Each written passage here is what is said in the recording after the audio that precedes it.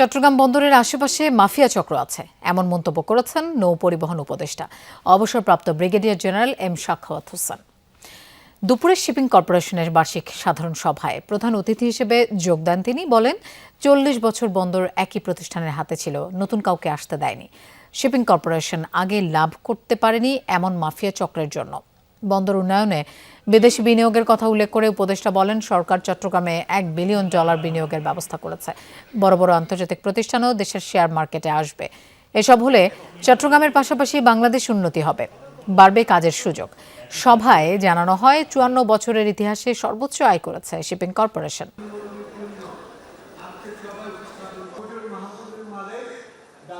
পুরা এই চট্টগ্রাম বন্দরের আশেপাশে মাফিয়া চক্র হয়ে আছে, আপনারা ভালো করে জানেন।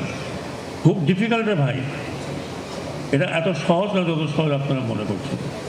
এই বিএসসি অতীতে কেন লাভ করতে পারে নাই? তার কারণ এখানেও কিন্তু মাফিয়া চক্র ছিল। কারণ এই মাফিয়া চক্র যদি সব জায়গায় হয়, আবার ভবিষ্যতে হয়, সেটা আল্লাহ তাআলা জানে। এক মালিক তো সারা জীবন এখানে থাকবে না।